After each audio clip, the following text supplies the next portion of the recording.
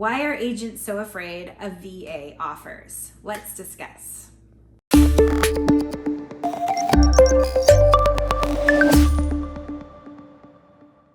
Hey everyone, thanks for joining us. We're Michelle and Anja from the Hatch Homes Group, and this is our Monday housing market update. So we're going to talk about VA financing. So why are agents so afraid to accept a VA offer on their listing? It's actually really frustrating because in the season of multiple offers, we just keep hearing stories of agents being afraid to accept a VA offer on their listing, and then poor buyers being like, I'm offering such an amazing offer. Why are they not accepting it just because of VA financing? So why are they, Michelle? Well, I think the biggest thing is that agents think that the appraisal is going to be a big hassle when dealing with that aspect. And also, in competitive situations, unfortunately, VA buyers often have little or zero down payment, and that's not necessarily as competitive when you're up against cash offers or buyers with larger down payments, which are conventionally financed. However, appraisals still come up in that situation too. Yeah, so like agents are afraid that, well, you don't have the cash to cover the gap. But what we're Right. going to talk about is that like actually less likely that you would need to cover the gap with VA financing. Yeah. So Michelle and I actually have had some of our most smoothest lending experiences and transactions have been with VA financing. So we know they can be pretty smooth. So we want to help like kind of remove this barrier and stigma for agents to be afraid of them, and then we want to remove the barrier that we're seeing on a lot of VA borrowers to like and get them into homes. So It's in loans. Yeah. there's some things. It's a very interesting loan product. There's a lot of things that I'm still learning about that I think most agents, when I talk to them, unless they do a lot of VA financing, they actually have no idea that this process exists. Yeah. So what is that biggest one? Well, the biggest one with the appraisal. So there is a tool we can use. It's called the Tidewater Appraisal Process or the Tidewater Act, which essentially is challenging the appraisal because the appraiser will have to give the lender significant notification prior to the report coming out that the appraisal is going to the appraised value is going to come in lower than what's agreed to. And that gives the lender and the buyer's agent an opportunity to really challenge that and provide further evidence to support the price. And that gives us a good window of time to do that, which is huge. So like to put in perspective, conventional financing, we get the appraisal, it comes in low, and we're just like, okay, here's the appraisal, it's low. We like, good luck trying to fight it. We Some have to lenders are like, renegotiate. yeah, Mhm. some lenders are like, yeah, good luck trying to fight it. I mean, the good lenders aren't that way, but And it's it's a hard. I process. did that this year. I had to challenge it. Yeah, we've all had to do that. It's Yeah. like so, and so the fact that this Tidewater policy is saying no, like it's the appraiser is going to give you a heads up. Hey, heads up, I can't Mhm. support this. Can you help me basically with it? Yeah. And that's great. That gives us Cool. the opportunity to prove that.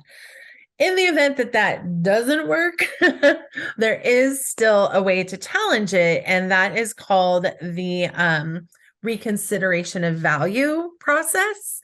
And this is where we scour the report, and we meaning the agents and the lender can scour the report and see where the appraiser didn't add in value for something we think should have been included, or vice versa, take something away that they didn't value enough for, or something like that. And so also with that is the buyer, the veteran buyer can write a letter to the appraiser saying, why they think that it's worth this and they're willing to pay for it and they want it. And, that also is so unique. And the buyer's agent can also write a letter, which is super unique to Yeah. VA loans. And I I think mean, it's fantastic, I mean, honestly. often like we're as agents, we're like, please, appraiser, talk to us. Like, please, like Yeah.